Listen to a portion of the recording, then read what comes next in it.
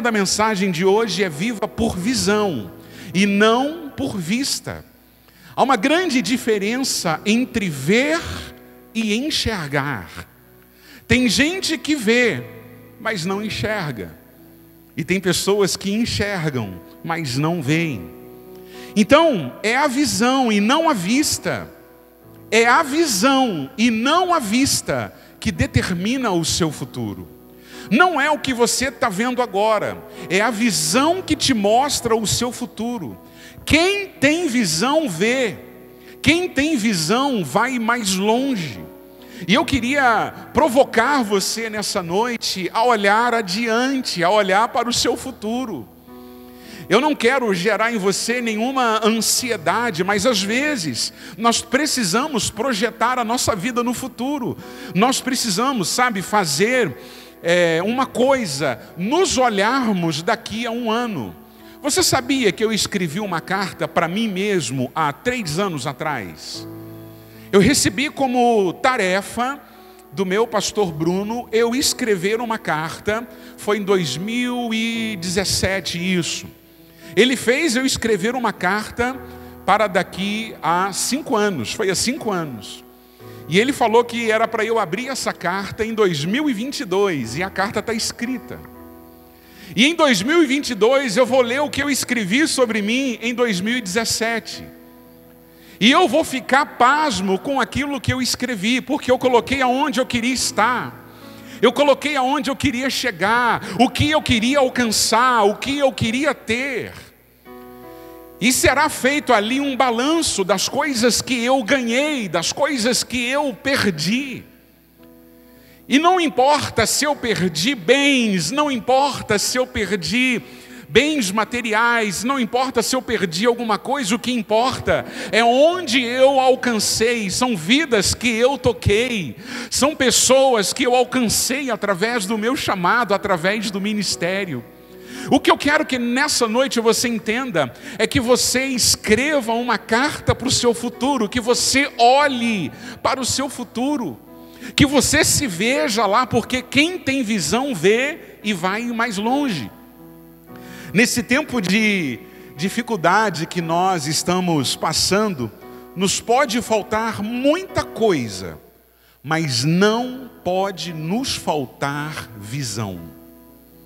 Pode faltar o arroz, pode faltar, tá caro mesmo, pode faltar o feijão, pode faltar a carne, mas não pode te faltar visão. Visão é o que te move, visão é o que te leva para mais longe, visão é o que te faz ter motivo para viver.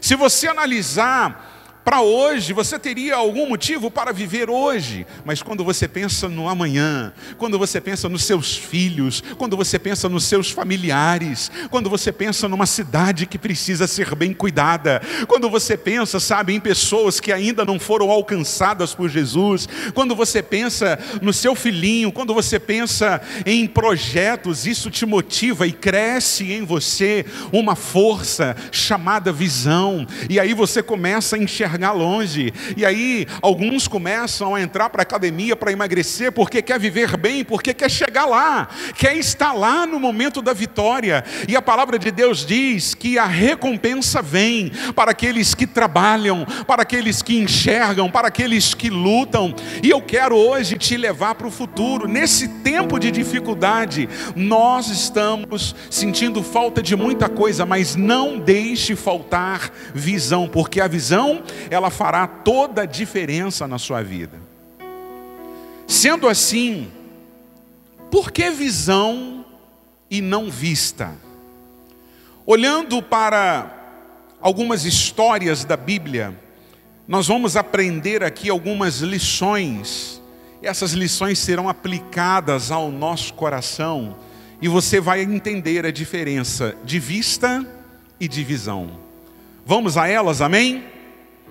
Nós precisamos enxergar e não somente ver, porque a vista, ela foca no problema, mas a visão, ela foca na promessa.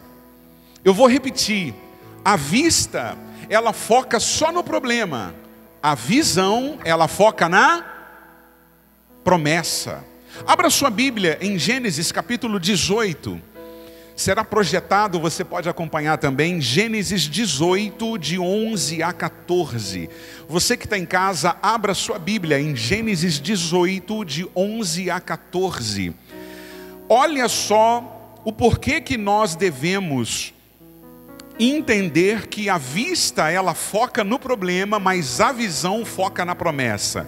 Em Gênesis 18, de 11 a 14, diz que, está escrito assim: Abraão e Sara já eram bem velhos, e Sara tinha passado, havia muito tempo, da idade de ter filhos.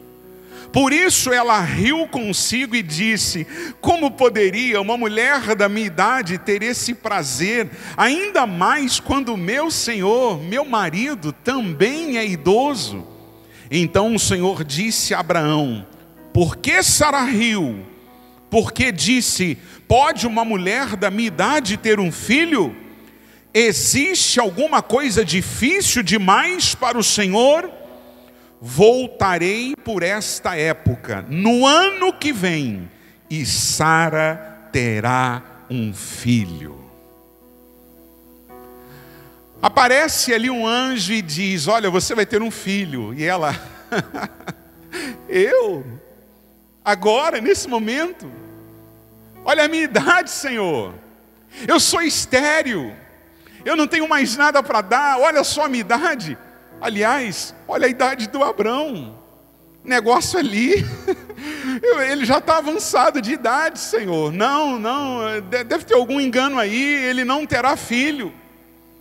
Muitos de nós focamos no que vemos, nós olhamos as circunstâncias, nós olhamos aquilo, sabe, que é impossível, mas Deus trouxe gente aqui e começa a falar diretamente com você que entrou por aquela porta, para você olhar para a promessa. Creia na promessa que Deus fez a você, creia na promessa que Deus fez há tempos atrás, foque somente na promessa, pois independente do tempo, a promessa vai se cumprir.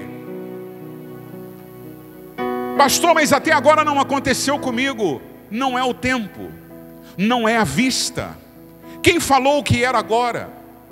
O texto bíblico vai dizer que eles apareceram lá e falaram assim: daqui a 1 ano ela vai ter um filho. O problema somos nós. Nós queremos tudo para agora.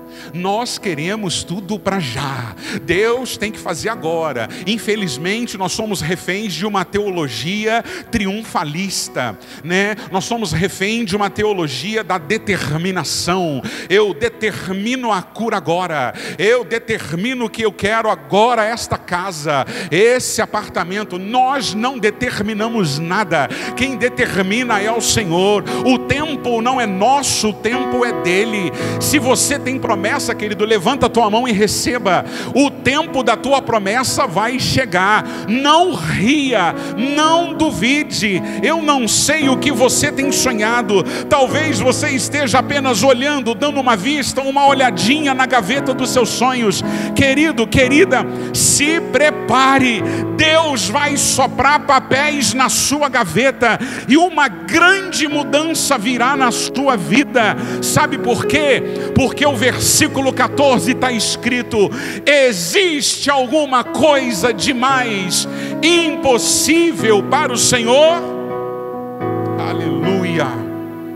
Não há nada impossível para o Senhor. Pensa naquela causa, pensa naquele problema. O Senhor pode fazer, o Senhor pode realizar. Não há nada impossível para o Senhor. Apenas se mantenha na posição. Amém? Viva por visão e não por vista. Por quê? Segunda coisa, a vista ela te paralisa. A visão ela te mobiliza. A vista, quando você olha, paralisa. A visão, ela faz você se mover, ela faz você fazer alguma coisa. Você tem que dar jeito, você tem que arrumar, você tem que tirar, você tem que correr atrás dos seus sonhos. Nada vai cair do céu, tem que ter investimento, tem que ter trabalho, tem que pegar no peso. A visão, ela te mobiliza. Abra a palavra do Senhor em 1 Reis, capítulo 19, versículo de 1 a 4. 1 Reis, capítulo 19, versículo de 1 a 4. Vai contar a história de um grande homem de Deus. Esse grande homem de Deus, Elias, ele havia acabado de vencer, de matar profetas de Baal, profetas malignos. E aí está escrito assim: ele acaba de matar os profetas, ele obtém uma grande vitória, homem de Deus.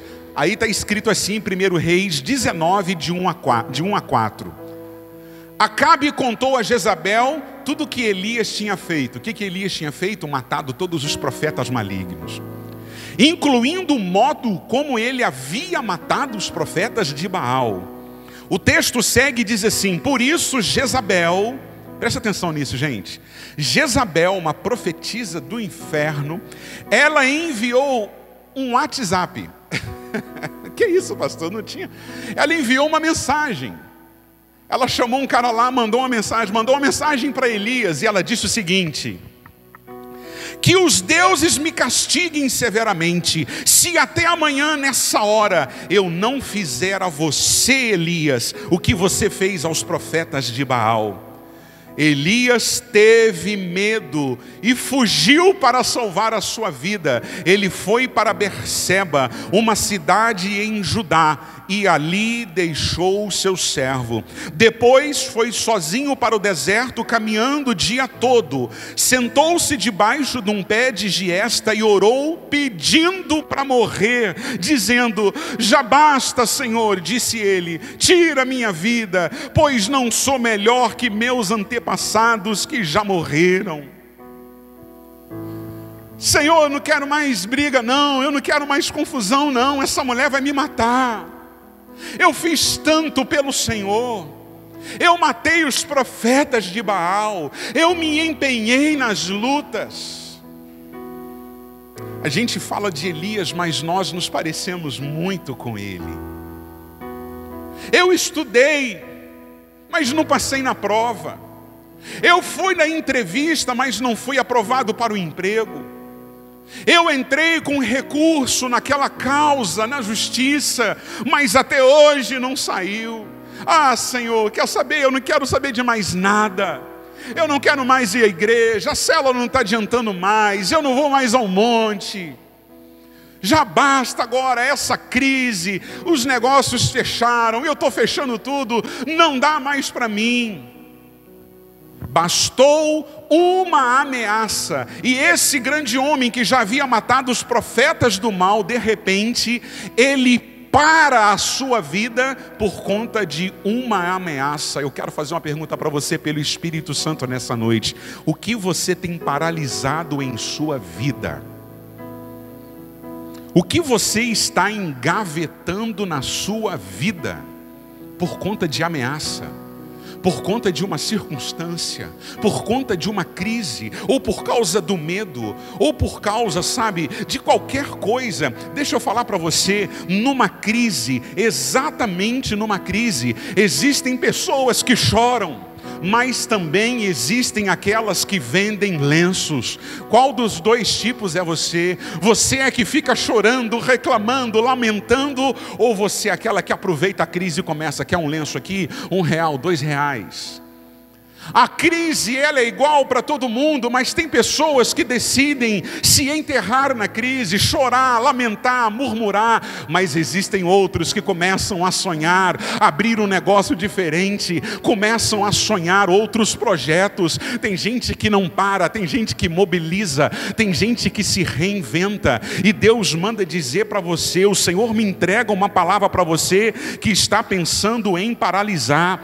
Abra a tua Bíblia em Isaías Isaías capítulo 43, versículos 2 a 5. Eu quero que você abra, eu quero que você marque esse texto, eu quero que você poste esse texto, eu quero que você pregue esse texto no seu trabalho essa semana. Eu quero que você mostre esse texto para alguém que está pensando em parar, que está querendo desistir. Você em casa vai mandar agora para as redes sociais. Isaías 43, versículo 2 e 5. É uma palavra de Deus para você. Então quando Deus fala, você levanta a mão e recebe. Deus está dizendo: quando você passar por águas profundas, eu estarei ao seu lado. Quando atravessar rios, você não se afogará. Quando passar pelo fogo, não se queimará. As chamas não lhe farão mal, pois eu sou o Senhor teu Deus. Eu sou o Santo de Israel, o teu Salvador. Eu dei o Egito como resgate por sua liberdade.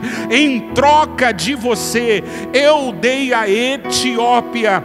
Outros foram entregues em seu lugar. Troquei a vida deles pela sua, pois você é precioso para mim, é honrado e eu o amo. Deus está dizendo que te ama, que quando você passar pelos rios, quando você passar pelas águas, Ele estará contigo. Então não pare, mobilize, se levante, vá com Deus, porque a destra dele é contigo. Eu posso ouvir um amém? A palavra de Deus é: não tema, pois eu estou com você. Meu Deus, que palavra maravilhosa! Eu estou com você. Ele está com você, querido. Então coragem. Se Ele está com você, coragem. Vai abrindo porta. Ai, tem um rio, passa pelo rio, você não vai se afogar. Ah, mas tem um fogo, passa pelo fogo. Você pode até pegar uma chamuscadinha, sabe? Pode até dar aquele cheirinho de cabelinho queimado, mas nada te queimará, porque Ele te ama. Viva por visão e não por vista. Por quê? Terceira coisa, a vista, ela te enche de temor. A visão, ela te enche de coragem. Eu me lembro que domingo passado eu preguei sobre Números capítulo 13, versículo 32. Projeta para a gente, Sara. Números 13, 32. 10 espias disseram: a terra para a qual nós fomos em missão e reconhecimento devora todos aqueles que vivem nela. Lá existem gigantes. Não dá para a gente conquistar aquela terra. Era um relatório de 10 homens para possuir uma cidade. Aí Números agora, 14, dos versículos 6 a 9, Josué e Calebe disseram: a terra que percorremos em missão de reconhecimento, ela é excelente. Se o Senhor se agradar de nós, Ele nos fará entrar nessa terra, onde mana leite e mel, e a dará a nós. Somente não sejam rebeldes contra o Senhor, e não tenham medo do povo que lá habita, porque nós o devoraremos.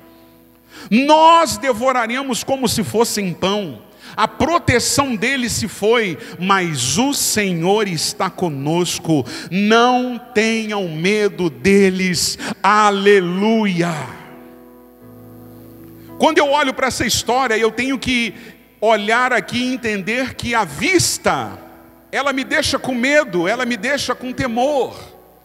Mas a visão, ela me enche de coragem. Enquanto 10 olhavam para o medo, 2 olhavam para a coragem. Cuidado com aquilo que você anda vendo e anda fazendo você desistir. Cuidado com aquilo que estão profetizando ou falando com você. Cuidado com aquilo que estão, ministrando com aquilo que você está vendo. A vista, ela pode te encher de medo. Mas a visão, quando você tem a visão de Deus, você enxerga além, porque há propósito de Deus para a sua vida. Amém, querido? Amém, querida? Glória a Deus, aleluia. Eu quero dizer o seguinte: o medo, muitas das vezes, ele é o escape para quem decidiu morrer no deserto. O medo, muitas das vezes, é o escape para quem decidiu morrer no deserto. Já a coragem, ela é o caminho para quem decidiu lutar com gigantes. Você quer morrer no deserto ou você quer lutar com gigantes? Eu não sei qual é o seu gigante, mas é melhor lutar com o gigante e vencer do que ficar reconhecido na história como alguém que morreu no deserto e não fez nada. Eu não sei se nós teremos a oportunidade, nesse tempo, de escrever em alguma coisa na nossa lápide. Mas uma das coisas que eu gostaria que, se puder, fosse escrito: ele não morreu no deserto. Aqui jaz um homem de coragem. Eu gostaria que na minha lápide estivesse escrito o meu nome, a minha idade. Aqui morreu um homem de coragem, de sonhos. Eu não quero que esteja escrito lá, morreu no deserto. Você quer que o seu nome esteja escrito lá, morreu no deserto? Ah, esse homem ele paralisou sua vida no deserto. Não, eu quero que escreva: eu morri ainda lutando com gigantes. Eu lutei bravamente, eu morri com coragem. Eu fui até o final e eu alcancei a vitória, porque o Senhor era comigo. Porque a minha visão não se limita a esse mundo. A minha visão, ela está diante de uma palavra que diz que nós devemos olhar para o alto, porque é de lá que vem o nosso socorro. Ei, pare de olhar para as coisas de baixo, pare de olhar para as coisas da terra, olhe para as promessas que estão no alto, porque tudo que Deus tem, tudo que Ele vai derramar na sua vida vem de lá. Então levanta a sua mão e receba dizendo: eu quero o melhor de Deus na minha vida, e aplaudo o Senhor.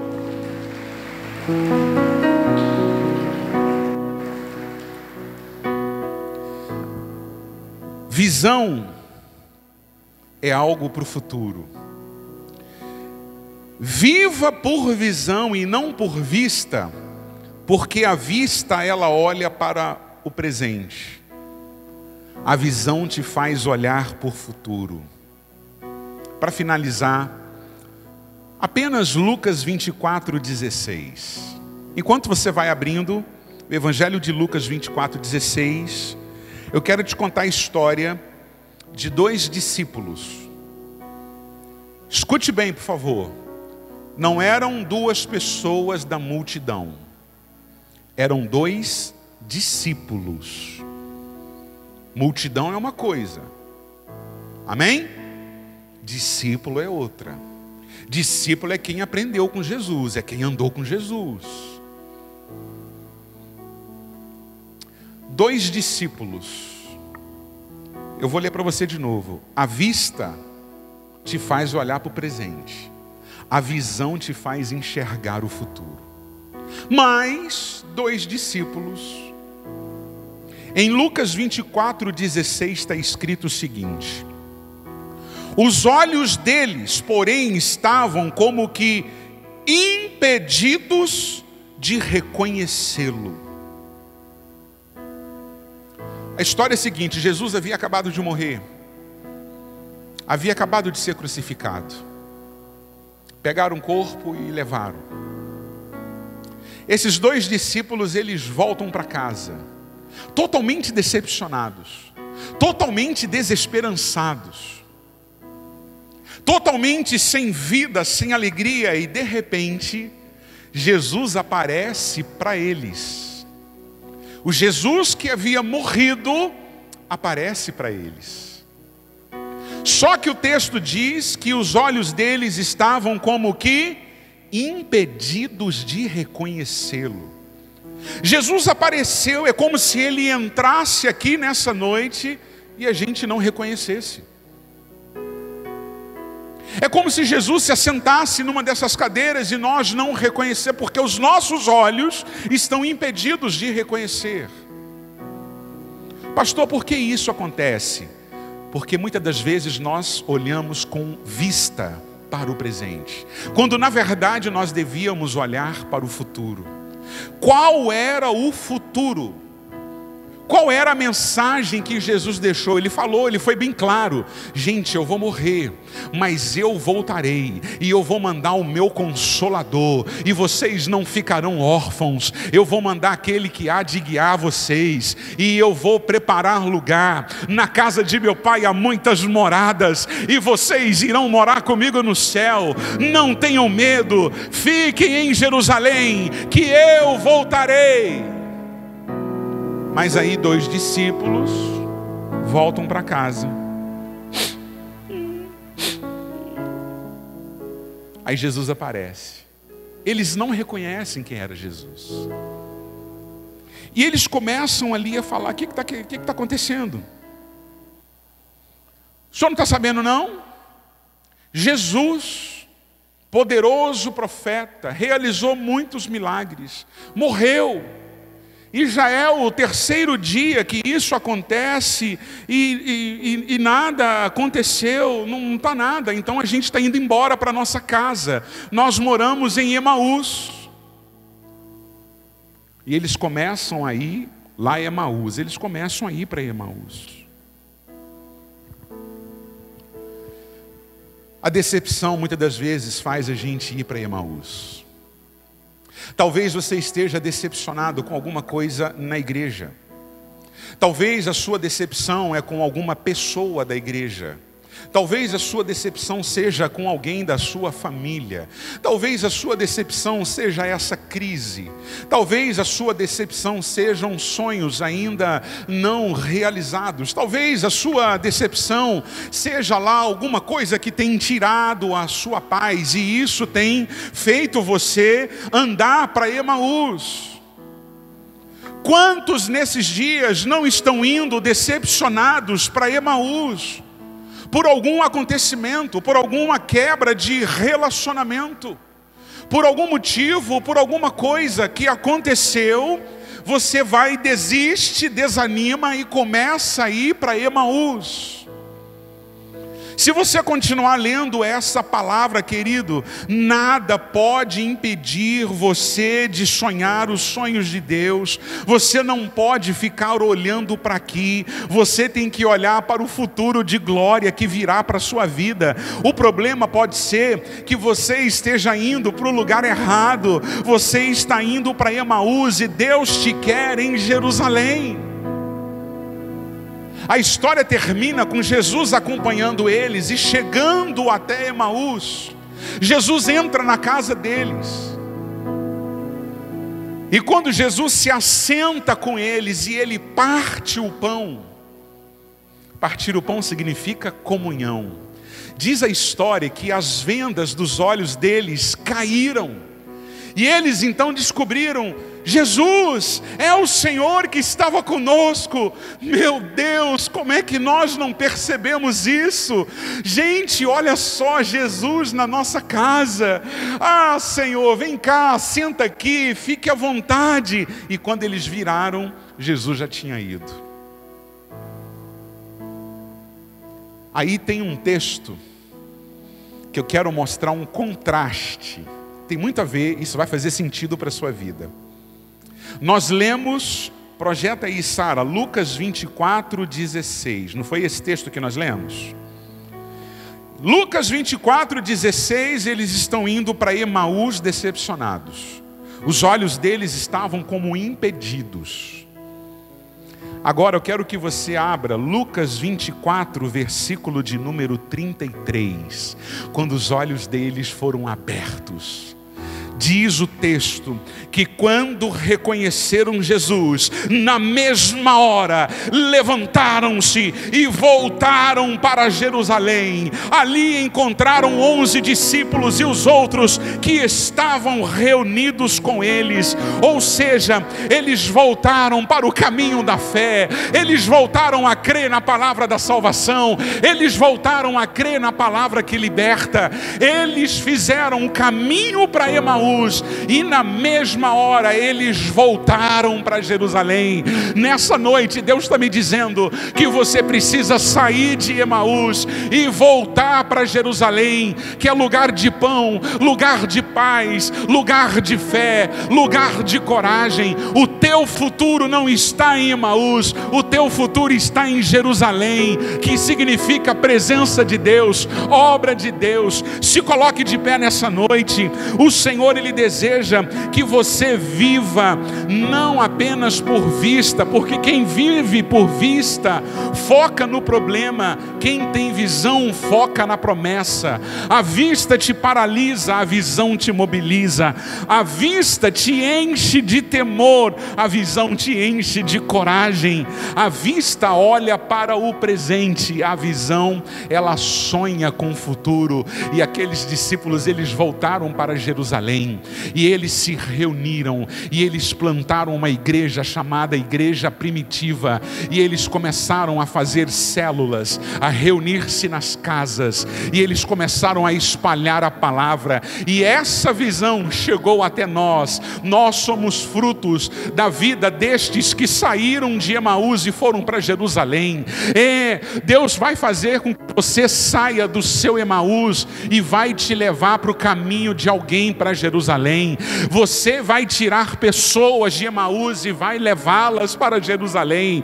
Deus tem obra para fazer. O que você precisa apenas entender: não viva por vista, creia no Deus do impossível. Ainda que a crise, que a circunstância, que a economia, que o dinheiro, ainda que tudo diga que não, nós temos uma voz que nos encoraja a